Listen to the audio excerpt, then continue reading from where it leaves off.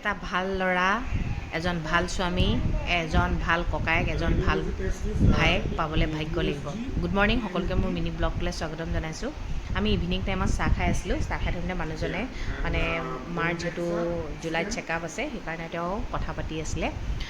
মোৰ মানুহজন মোৰ ভিডিঅ'বোৰত খুব কম ওলাই জানে।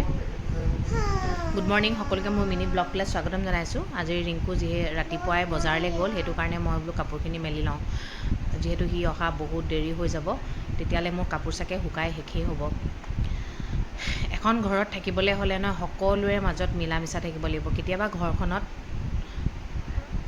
মানুহৰ মনবোৰ নিমিলিবও পাৰে, তাত কোনো ডাঙৰ কথা নহয়। হাজবেণ্ড ৱাইফৰ মাজত কাজিয়াও হ'ব পাৰে, মাক পুতেকৰ মাজতো কাজিয়া হ'ব পাৰে, ককায়েক ভনীয়েক ককায়েক ভায়েকৰ মাজতো কাজিয়া হ'ব পাৰে। কাজিয়া হ'লেই বুলিয়ে বেয়া নহয়। মোৰ মানুহজন কেনেকুৱা কৈ দিছোঁ দেই, মোৰ মানুহজন বহুত অন্তৰখোলা মানুহ। নিজৰ হাজাৰ প্ৰব্লেম থাকক, কিন্তু সেই প্ৰব্লেমবোৰ কেতিয়াও কাৰো আগত নকয়, কিন্তু লোকৰ প্ৰব্লেমবোৰ সমাধান কৰি থাকে। ৰিংকুৱে পাচলি বজাৰ কৰি আনিলে। বহুতে মইতো গুৱাহাটীত থাকোঁতে নহয়, মই লেচৰা বুলি ক'লেতো চিনি নাপাওঁ, দাংবডি বুলিহে কওঁ আমি আপাৰ আচামৰ মানুহে। লেচৰা বুলি কয়, আপোনালোকে কি কয় বাৰু ক'বচোন। এয়া ভাঙন মাছো কিনি আনিলে আজি যিহেতু বুধবাৰ। তাৰপিছত ৰুমটো ঠিক কৰিলোঁ। আৰিয়াৰ এইখন বেডশ্বীট কিন্তু বহুত ফেভৰেট হয় দেই, আৰিয়াৰ কাৰণে মই কিনিছোঁ। মানে এয়া চাওকচোন, মোৰ ছোৱালী ইমান ভাল, মোক মানে ইমান বেছি হেল্প কৰি দিয়ে। যে দেখিছেনে এইখিনি আমাৰ ৰিংকুৱে কাপোৰ জাপিছে। ৰিংকুৰ হাতত মানে যাদু আছে দেই, একদম কাপোৰবোৰ চুলে একদম প্ৰেছ কৰাৰ দৰে হৈ যায়। আমাৰ কাপোৰবোৰ আমি জাপিলে কিন্তু সেয়া নহয়, কিন্তু ভাগে ভাগে কামবোৰ জাপি থৈ আৰিয়াই লৈ আহিছে। আজি মোৰ মানুহজনৰ কথা কৈছোঁ। মানুহজনে মানে এনেকুৱা সকলোৱে প্ৰব্লেমবোৰ ছল্ভ কৰে, কিন্তু তেওঁৰ প্ৰব্লেমবোৰ ছল্ভ কৰিবলৈ নহয় কোনো নাথাকে। তেওঁ নকয় কাৰণে নোৱাৰে বাৰু, কিন্তু এটা কথা, আমি নিজৰ মানুহবোৰে যদি তেওঁক বিপদৰ টাইমত বা আমি যিহেতু মই এতিয়া তেওঁৰ লাইফত অহা কিমান বছৰ হৈছে, মই কিন্তু তেওঁক A to Z জানো। সেইকাৰণে মাইকীজনী সকলোতকৈ প্ৰিয় কিয় হৈ পৰে গম পাইছেনে? সেইটো কাৰণে হয়, মুখখন মেলিলেই গম পোৱা যায়, গম পাইছে। আজি দিনৰ ভাগত মাছ আছিলে, কেৰেলা আছিলে, এইফালে লেচেৰা আলু ভাজিছে, তাৰপিছত আজি জিকা কোমোৰা দালি আৰু নেমু চেপি বনাইছিলে। বিৰাট ধুনীয়া লাগিলে দেই খাই। এয়া মানুহজন খাই আছে। মোক মানুহজন খাই ভাল পায়, ফুৰি ভাল পায়, মানুহক খুৱাই ভাল পায়, ফুৰাই ভাল পায়, আৰু একেলগে গোটেইগালক লৈ ফুৰিলে তেওঁ বৰ ভাল পায়। আমাৰ ছোৱালীজনী দেখিছেনে, বৰ ধুনীয়াকৈ ভাতকেইটা খায়।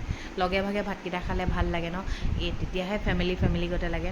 তাৰপিছত ছোৱালীজনী যোৱাকালি পঢ়িছে যে, পঢ়ি ইণ্টাৰেষ্ট পাইছে, সেয়া পঢ়োঁ বুলি ক'লে, চাহ খাই ডাইৰেক্ট পঢ়াবলৈ আহিছোঁ দেই। সেইটোৱে ন, মানুহে সংসাৰ কিয় কৰে, মানুহক ঘৰ এখন কিয় লাগে, নহ'লেতো চব বেলেগে বেলেগে থাকিব পাৰিলেহেঁতেন। সকলোৱে সংসাৰ প্ৰব্লেম আছে, কোননো সুখী আছে?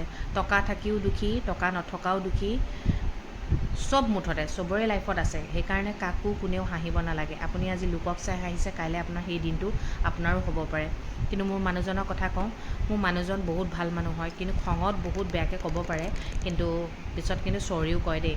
আৰু মোৰ এটা কথাই ভাল লাগে, মোক মানুহজনে এটা কথাই কয়, নিজৰ প্ৰশংসাটোও নিজে কৰিব লাগিব, কাৰণ কেলৈ মোৰ প্ৰশংসা কৰা মানুহ ইয়াত একেবাৰে নাই। মোক মানুহজনে এটা কথাই কয়, তুমি যদি মোৰ জীৱনলৈ নহা হ'লে মোৰ কিন্তু লাইফটো সলনি নহ'লহেঁতেন। এয়া দেউতাক আহিছে পঢ়াই থাকোঁতে, দেউতাকৰ আগত অকণমান লাজো কৰে। মানে আৰিয়াই কৈছোঁ নহয়, দেউতাকে পঢ়িব নাজানে বুলি ভাবে, কিন্তু বহুত টেলেণ্টেড মানুহ হয় জানেনে। কেতিয়াবা বেয়া লাগে মানে, ইমান মানুহৰ দুখ বুজি পায়, কিন্তু ইমান প্ৰব্লেম তেওঁৰ ভাগৰ। সেই প্ৰব্লেমখিনি যদি মই ছল্ভ কৰিব পৰা হ'লে মোৰ কেতিয়াবা সেইটো বহুত দুখ লাগে মানে।